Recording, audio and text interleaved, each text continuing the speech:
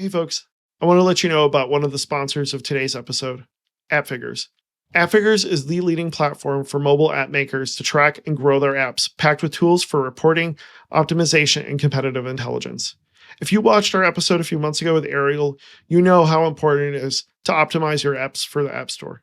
No matter how great your app is, if it's not noticed, it's not really worth your time and money to spend on. If you're making money, for instance, with subscriptions, you need to know and you need to stay on top of the numbers so that you can figure out what to do next. AppFigures has worked all this out.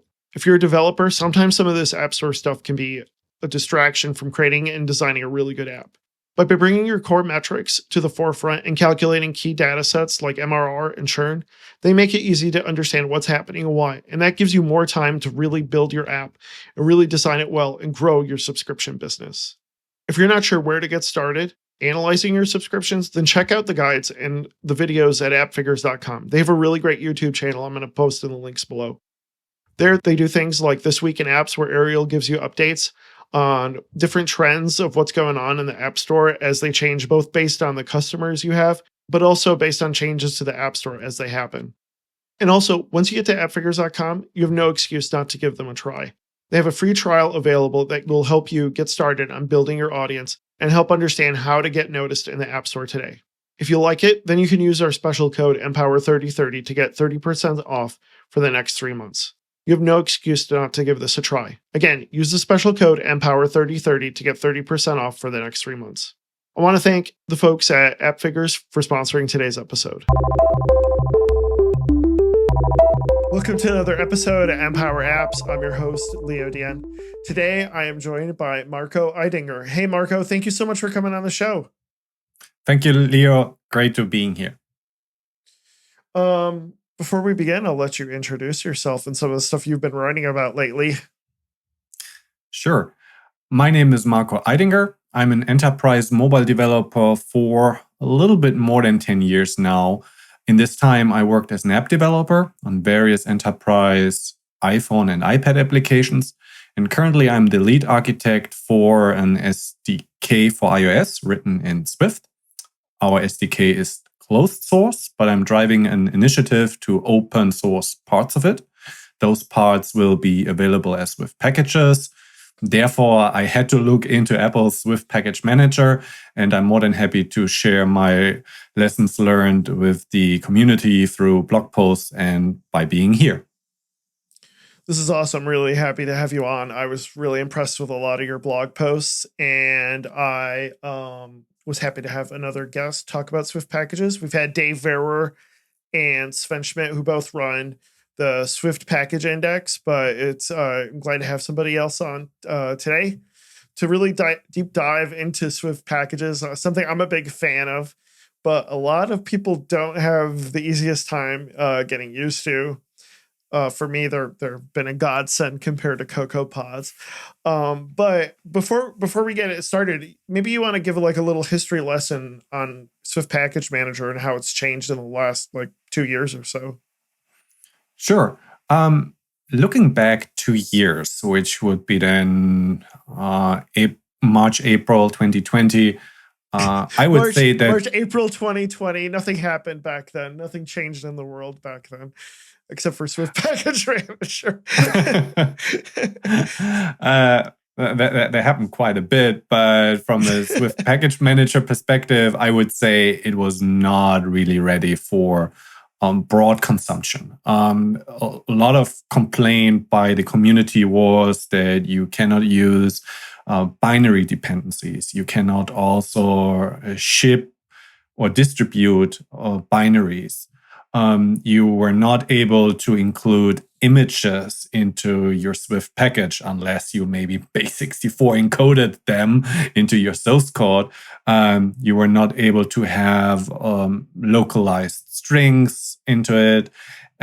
So there was a big gap. And I was super stoked when I saw September 2020 with Swift 5.3 that they were adding all these kind of things. And then this is where I think it was a starting point for SDKs to really take Swift Package Manager seriously. At this point, I believe then also the Google Firebase SDK started to look into that, and they are now, since last year, they are fully supporting Swift Package Manager, thanks to the evolution of Swift Package Manager throughout these years. With Swift 5.4, you have executable targets. You can use now the main attribute in your source code.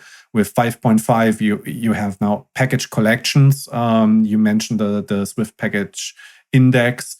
They were right there from the beginning, supporting the dynamic creation of package collections to list all packages from a package owner.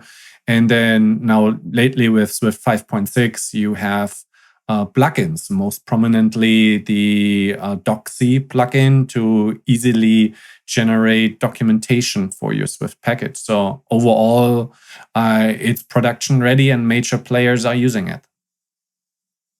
Yeah, it was interesting saying like the binary dependencies definitely was a big deal. Now, who, if you mind me asking, who's your employer? SAP. Okay.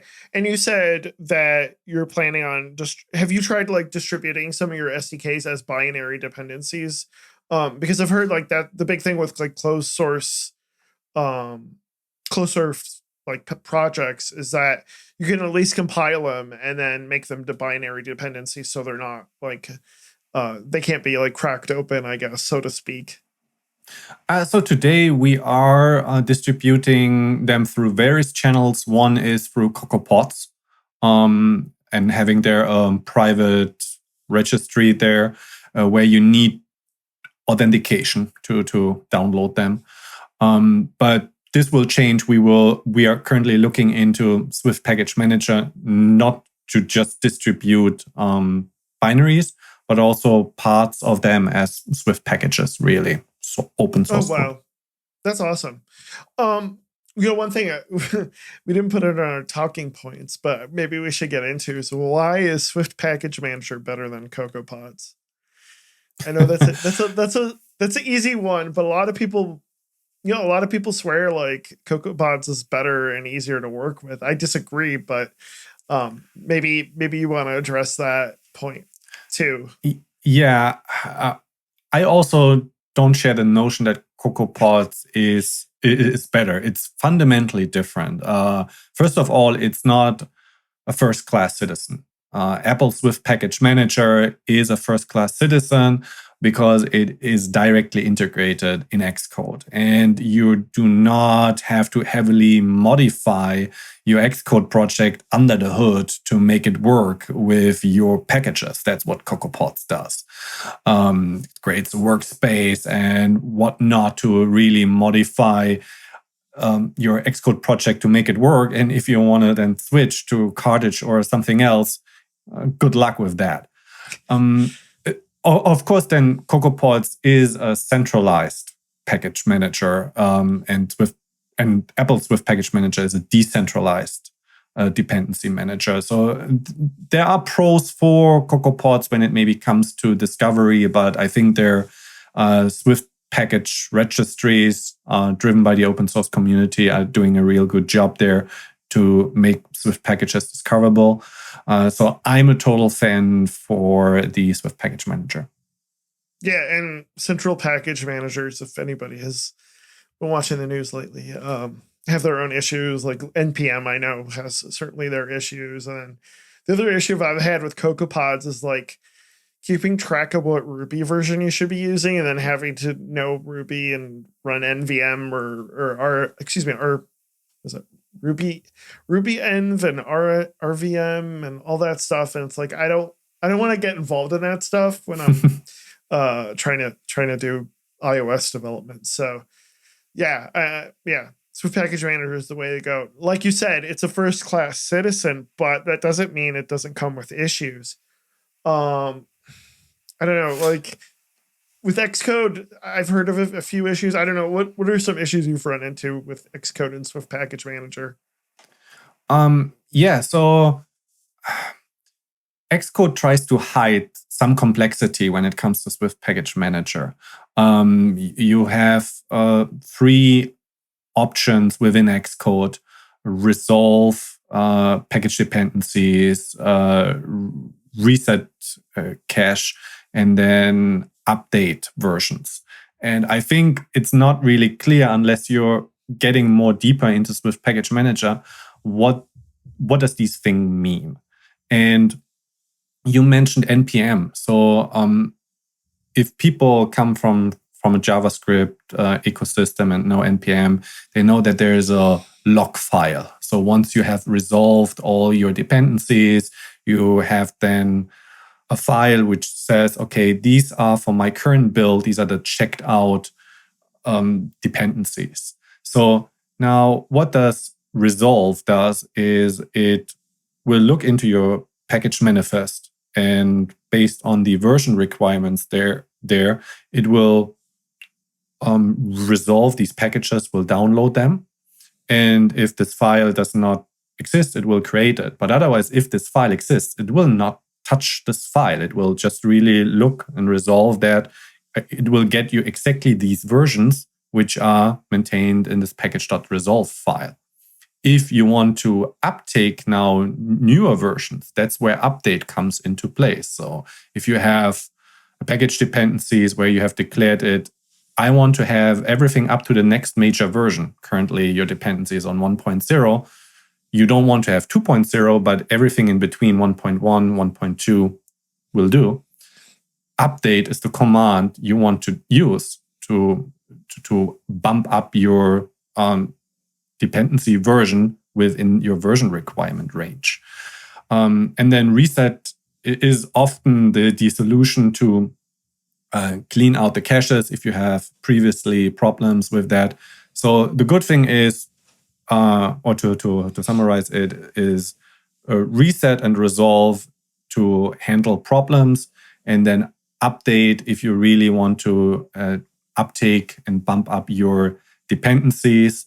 And then, of course, you still have your Xcode build where you might still have to clean your do like a clean, derived data. But that's then really the last resort. Normally, reset and resolve are a common solution for problems. And my understanding is there's like a central cache on the machine. So like even if you delete all your like packages that have been downloaded within your project, it'll still won't have to like re-download a lot of that stuff, which makes it a lot faster than it used to be.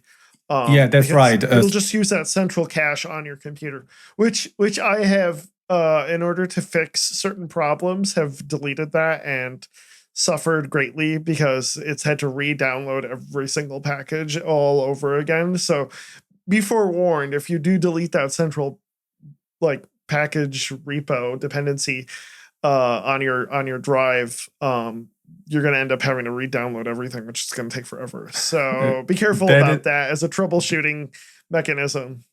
That's a very good point. That's why I have not mentioned this magical command of Swift package. Oh, man. I believe it's purge cache. Purge cache. Oh, that's the command for it. So I've usually just moved it to trash manually. Okay, that's good. That's actually interesting. Well, so where I've run into this issue is if I've like tagged one of my own packages and then I realize I did something wrong, and then I've like re-tagged it, which you should never ever do, but I do it. Sorry, because nobody's using my packages anyways. And then like it'll assume like if you get that package again, oh, you already have that package, but I updated it and it doesn't realize that. So then I have to go in and like delete my tagged version from the central cache, and then it re-downloads it correctly. So anyway, I've run into that before, or like branches sometimes will run into that too. But yeah, and then the other thing is the support for you've run into issues supporting private binaries dependencies in Xcode. Do you want to explain what you mean by that exactly? Yeah. So when we started out looking into Swift Package Manager and how to distribute our binaries, we wanted to download them from a server which requires authentication. So how do you do that? And Swift Package Manager added, based on some external contribution from my former product owner, the capability to automatically set the HTTP header authorization. Now, this works well for normal servers, but if you try to have to host your binaries from a private GitHub repository, so you have to then use the GitHub asset URL to download that. They actually require some additional HTTP headers. Otherwise, you are getting a redirect or something, so the download doesn't work. So that was recently addressed with Swift 5.6 to really set all the necessary HTTP headers so that download automatically works from repos which are private. You have to have then authentication. You can either use NetRC or you specify your username and password in the keychain. Okay, that's good to know. And you've written about this, right? So we can post a link to the show notes about how to overcome that. Let's see what else. So maybe one point of a problem is a misconception about what the platform section in a package manifest means. Okay. First of all, for what it's intended, it's to specify a minimum deployment target for a platform other than what the Swift Package Manager sets. So, for example, iOS, they're assuming minimum deployment target is iOS 9. You probably don't want to kind of like support all that way back, but maybe iOS 14. But some people really want to build platform-specific packages because they're using UIKit all over the place, so which will not compile on macOS. And then they wonder, why does Swift build does not work? Because Swift Package Manager, they're not saying that I'm restricting now this to only the platform. We are expecting that this is a cross-platform package, and Swift Package Manager can only support building for the host platform. So running on Mac, builds for macOS first, and running on Linux, it has to run on Linux. So yeah, if you have like really a platform-specific package, you have to use Xcode build to build it and to test it. Or you're using compiler directives like hashtag if can import or hashtag iOS to really then carve out the parts which are platform-specific. So if you're building it, that there are no problems. Yes, this I've run into, and I've talked about it in my Swift Package Manager talk. But like I've built a package that works on both Linux and watchOS, and like it is sprinkled throughout with if can imports and if OS, because I want to make sure it works on both very foreign, very different OSs. And yeah, that's the fail-safe way to do it, is just using if can import or if OS. One of the things, speaking of which, is I use a lot of SwiftUI in my Swift package. So I'll sometimes have a lot of if can import SwiftUI. But if it's SwiftUI, is it work okay when it comes to Swift Package Manager as far as like building a package that has UI components using SwiftUI? Have you run into any issues with that? It works fairly well, but there's one caveat to kind of like really know. And this is that Swift packages handle resources differently. So if you're accessing normally resources in an Xcode project, you're using bundle.main. And bundle.main is not available in Swift packages. Actually, Xcode will check if your Swift package target has resources, and then it synthesizes a static extension on bundle, which is called bundle.module. So you have to use bundle.module. And then SwiftUI normally assumes that it's looking into bundle.main. So you have to now use initializers for SwiftUI types like text, where you can now inject your different bundle.module. Some of the SwiftUI types, they don't have these kind of flexible APIs.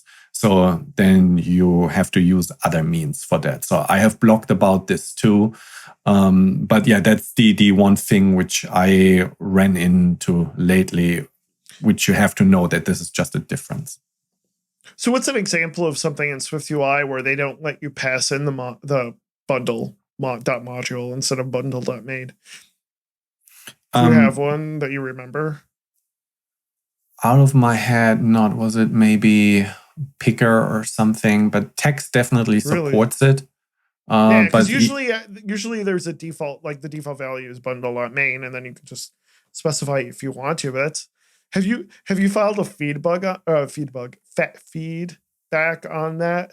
Because that seems really strange. Usually you can override the bundle. Yeah, no, I did not. That's a good idea. I should maybe. I mean, yeah, that seems like a issue with the API. So one thing that I wanted to ask, and I've run into this before, I've got pretty large Swift packages. Is there something I'm doing wrong with organization? Because then I started looking at like the possibility of splitting them up into targets. But then I get confused between what's the purpose of a target and what's the purpose of a product. And like, will splitting my package into targets, even though I have one product, would that help? I don't know. Do you have any thoughts on that? So a target is equivalent to a module in most cases. So normally you use the import statement to access code of that. So you are actually using import and then the target name, and not the import of your package name, or not the import of your library name. So normally in the simplest form, if you're using Swift package init command, it creates one package with one product and one target. And I think this is the easiest way.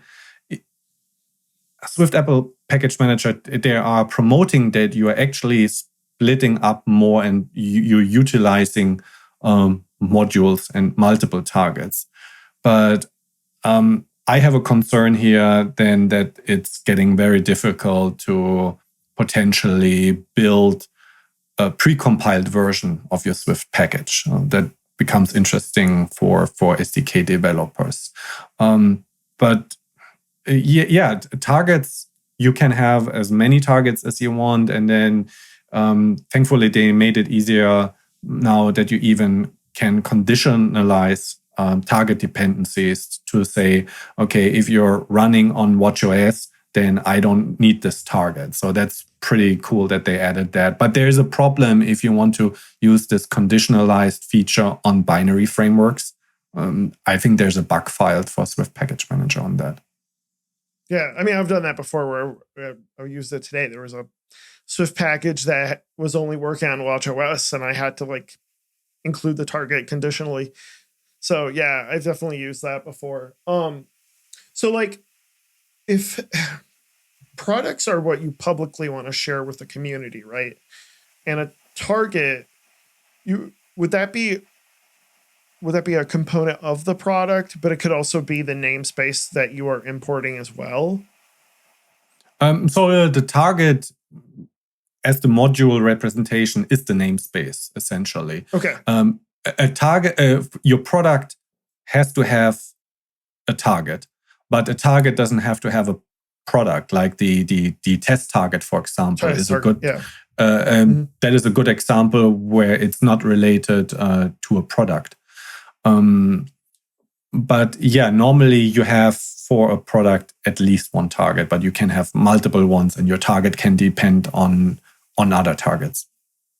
Well, that makes sense because I've imported like products before, and they've come with multiple namespaces, and now I understand why. It's because they come with multiple targets, right?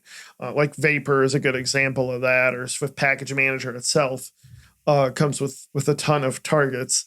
If you've ever taken a look, so that makes total sense. So basically, if you like want to split it up into like different namespaces, I guess, for your developer that imports your product, that's where kind of creating multiple targets would make sense, I guess, right? Yes, it does. Okay. But one point I want to make it aware, if you are trying later on to build a binary framework as a representation for your Swift package, because maybe your consumers want to have a precompiled version to make it faster, that means normally you will have difficulties because a binary framework can only have one module. So if you have multiple modules in your Swift package, you have to create a binary framework for each of the modules. And because you have then maybe a target which depends on a target, it's getting really complicated really fast. So would you suggest most developers just stick with one target per product when they start off? I would say if you try to modularize your app and breaking it down into multiple packages, then yeah, stick with one product and one target. Okay. So let's talk about one of my favorite topics, continuous integration. What have you really utilized when it comes to your Swift packages, and when it comes to continuous integration? What are some tips that you have yourself? And what environments have you been using, I guess, too? I'm a big fan of GitHub Actions. Right now, they're getting a bad rap because they still have not out yet an macOS 12 virtual environment. I got invited to the private beta. I got one of the lucky ones. Yay me. Me too. But it's really a shame because without the macOS 12 virtual environment, you can't build on Xcode 13.3. But nevertheless, I'm a big fan of GitHub Actions. And what I saw the need is that if you are a package author and you have package dependencies, you want to keep up with new versions of your package dependency and how you can do that in a CI environment. So I wrote a GitHub action to exactly does that. It utilizes Swift package update to identify if there are new versions. And then I'm actually using another tool by the folks provided from the Swift package index to actually get also some release information about this. And you can then put this into a workflow which creates a pull request, takes this information into the and add this as the pull request description. For package consumers in Xcode projects, then there's another great GitHub action which does the same thing, but it will update your Xcode project to check for outdated versions of package dependencies and will update then the Xcode project accordingly. So some of the stuff that I've done is linting, text coverage, using stuff like SwiftLint, Swift format. Trying to think what else. Yeah, I said test coverage, unit testing, like just running through that. Building doc.c documentation. I've done that through CI, GitHub Actions. Just trying to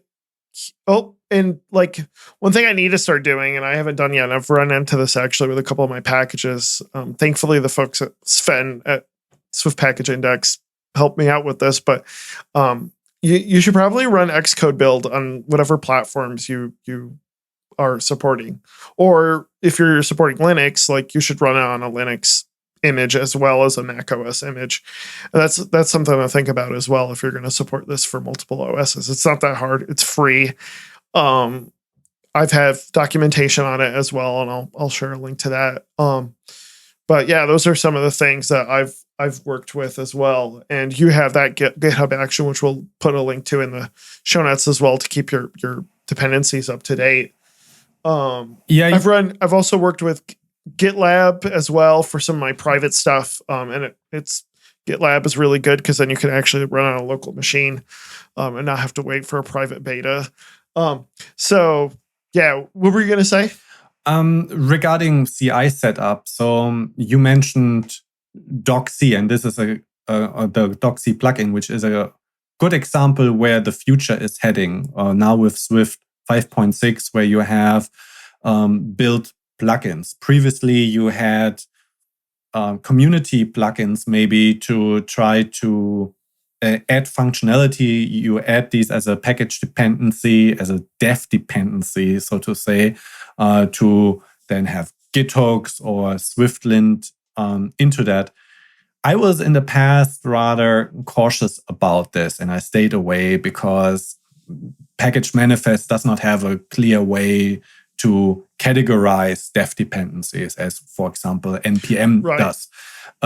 So I prefer Mint, which is a package manager to install and run executable Swift packages.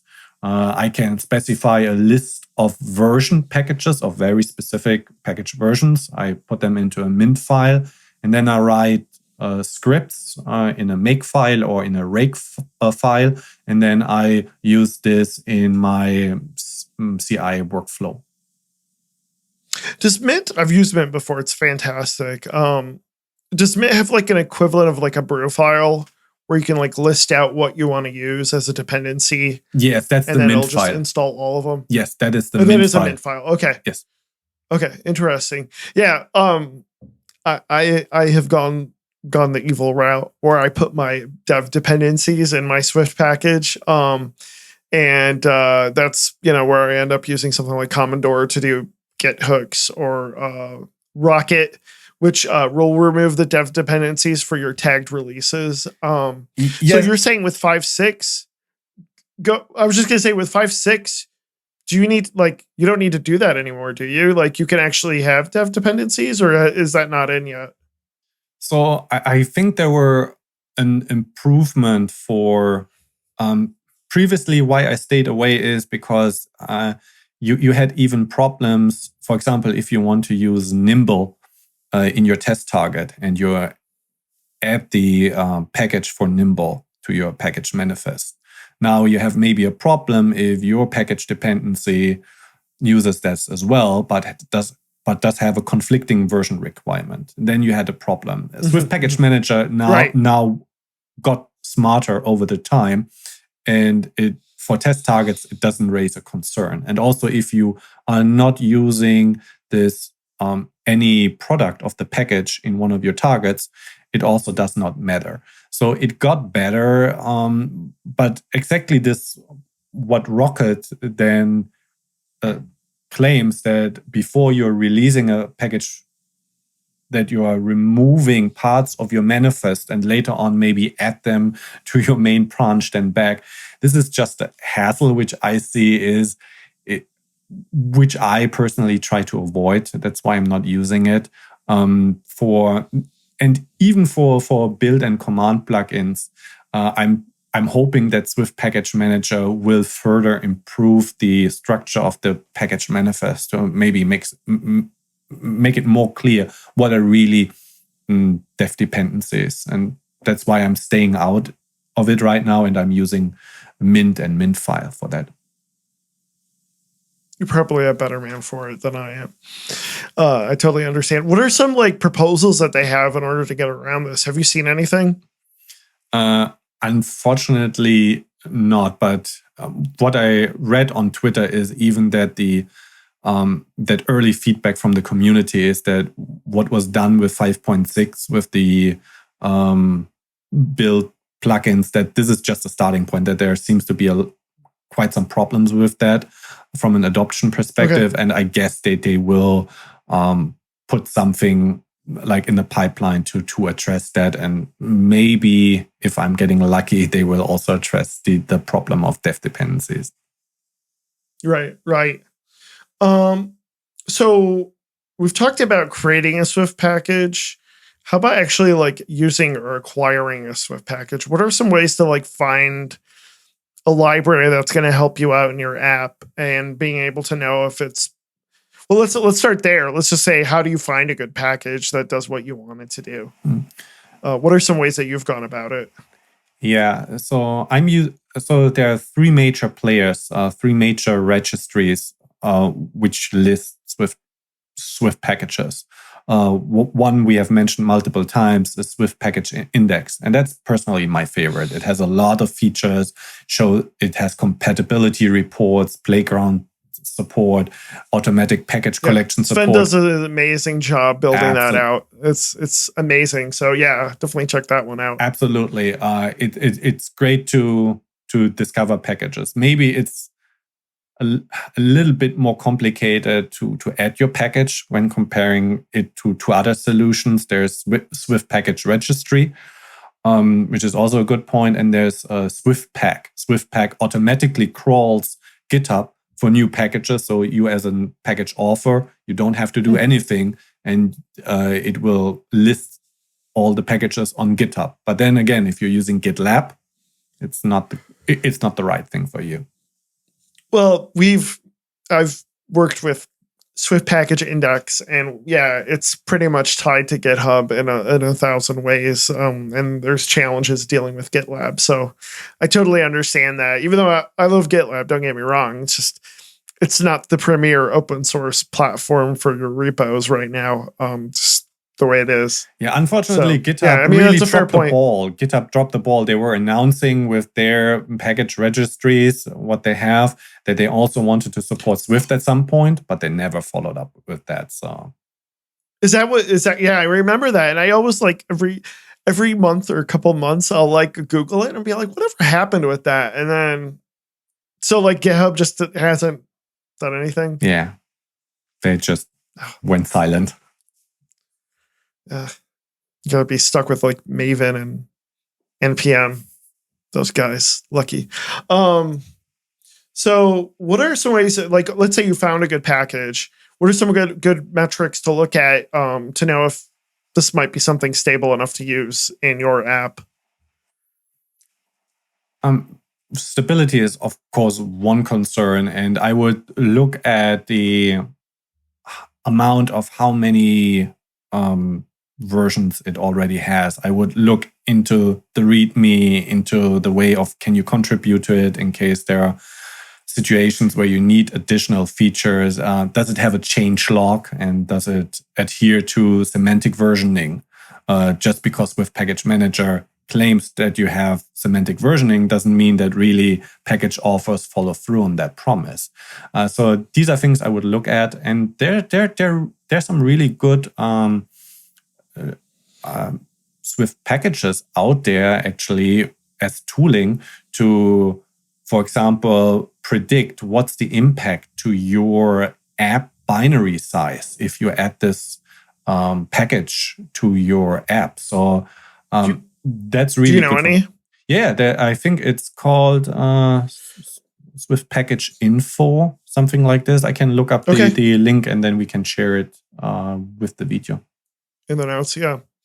Yeah, that's awesome. I mean, so for me, I look at the last time it was updated, how frequently is it updated, and in a good way. If it hasn't been updated in a year, and it's still maybe supports 5.2 or 5.3, I would be a little bit hesitant that nobody's upkeeping it. I would look at things like the README file, if it's thorough and well documented. How many stars does it have? Or even forks. You want to see something that's alive and that's used. Because if it's not, it's probably not well maintained, honestly. And if you're going to use it, it's your risk. You're just going to have to fork it if it doesn't do exactly what you want it to do, and that's now fallen on your shoulder. So, yeah, that's kind of the way I look at it. So let's talk about, we kind of dabbled into it, but I don't know if you have any more points you want to make about optimizing your package.swift file. Do you want to get into that? What did we forget that we haven't mentioned yet?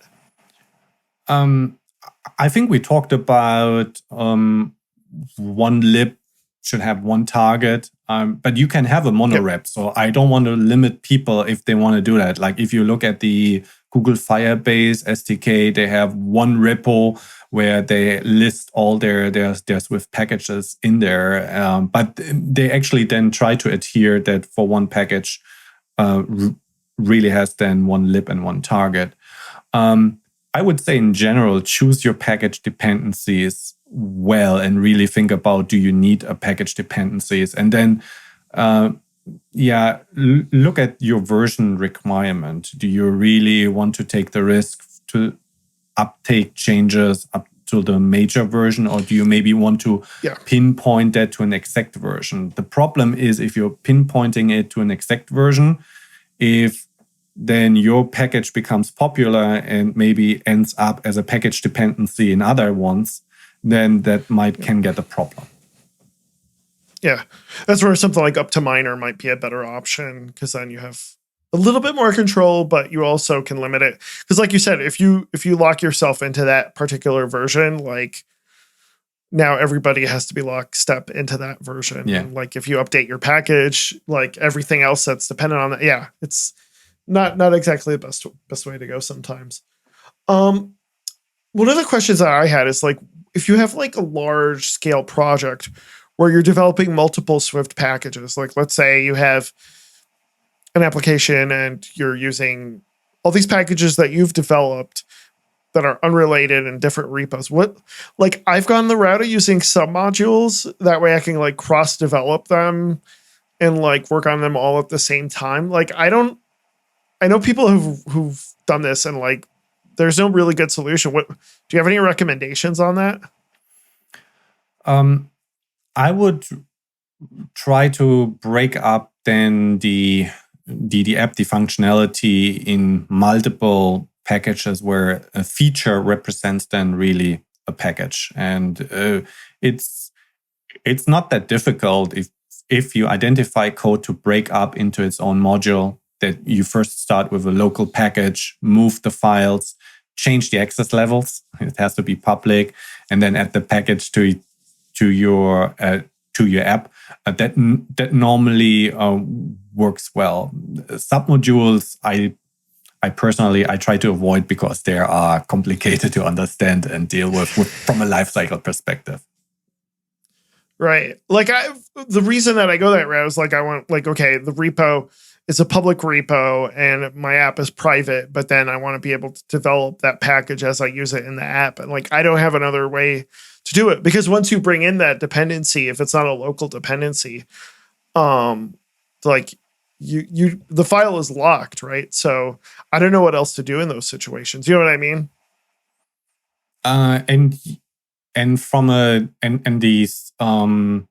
Then this dependency is maybe just public but not open, so you can't even subclass it and such problematics. Well, it's my package that I'm developing. I'm developing the Swift package is public. The app is not. So then, like, how do I develop that package and fix it if there's certain issues with it while I'm developing the app? I guess that's what I mean. Yeah, I would. You can override like a remote package dependency with a local one and try to do the fix there first, and then you update later on your remote repository for that matter. Yeah, so you're basically like you said, kind of like do a mono repo and then sync that particular local directory with the remote repo. Is that what you're saying? Yeah. Yeah, that makes sense, because then you don't have to deal with submodules. Okay. So we've talked. What else? Is there anything else you want to talk about before we close out? I think I have one or two more questions, but covered quite a bit. Do you want to go through the last point, talking point? Is there any benefit in the 12? That's exactly what I was going to ask you about, because I've started looking when I first started delving into Swift Package. I was like kind of curious about like back engineering it, I guess. And that's when I first saw the Swift Package Manager package itself. So Swift Package Manager is an actual Swift package, right? And that's where I saw like all these products and targets and stuff. And I was like, whoa, like they really like they're taking it to the max level as far as how they're using package.swift. Is there any benefit into delving into it or maybe even using that package itself? I think first of all, it's great from Apple that they open sourced the Swift Package Manager, and looking at the repo itself gives you an understanding about the inner works, which personally helps me to clarify intent and capabilities. And also, they're very welcome for external contributions. But for tool developers, it's, as you said, it's really interesting to then maybe leverage the Swift Package Manager library to potentially create an executable Swift package where you can then programmatically access other packages, manifests, process them, print them out, or do some analytics on that. So I think there's a benefit, but more for advanced developers who might think about contributing to the package manager, or tool developers to are really then trying to do some analytical tools to related to Swift packages. But for the normal app developer, I don't think that they have to delve into all these details. What was I guess I was going to ask, what was the most interesting thing you found when you delved into it yourself? I think really the main point that they were even modularizing it to a point where you can use it as an own library. That was pretty impressive of me. Kind of like that is something which I have not thought about that before, that's possible. And yeah, that they're using their own tools like Swift argument parser and stuff like this. So yeah, that's recent too. Like they weren't using argument parser until like I think 5.5 or 5.4 they started bringing it on. Yeah, so it's great that you can see that they're using their own tools for that. That's always pretty amazing and gives you confidence for these tools then. Have you made a contribution? I did not, but my former product owner did, and he laid the foundation so that Swift Package Manager can understand NetRC and can use it for basic authentication calls to download binaries. Nice. That's awesome. Marco, was there anything else we wanted to cover? This was dense. This was a lot. Did we miss anything? No, I think we covered a lot of stuff. Recently, I created a bunch of blog posts about this, and I still have some more in the pipeline. So if we have missed anything, people can read about it. Yeah, check the show notes. We'll have a bunch of links to your blog posts. And then, Marco, where can people find you online and some of the new blog posts you'll have out on SPM? I'm on Twitter, Marco Eidinger. Just DM me there. It's the easiest way.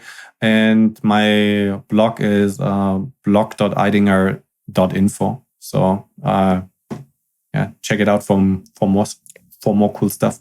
And you also have another like blog collection of iOS dev articles, right, from other people? No. The iOS dev. Oh, yeah. I already forget about this. The iOS devupdates.com. It's a feed aggregator based on Dave's wonderful iOS dev directory. Yeah. We always need more of those feed aggregators. I have one too. That probably hasn't been updated in a year, but yeah, welcome to the club. Well, Marco, thank you so much for coming on. This has been fantastic. Thank you. It was a pleasure being here and talking with you. People can find me on Twitter at LeoGDion. My company is Bright Digit. Please take some time, post a review. If you're watching this on YouTube, like and subscribe, please. If you have any topic ideas, here's one. If you are going to put out a CFP this year for one of these fantastic conferences that are coming up, and you want to practice your talk, DM me, reach out, because I would love to have you on the show to quote, practice your topic. So let me know. I'd love to have you on. Thanks again, and I look forward to talking to you in the next episode. Bye, everyone.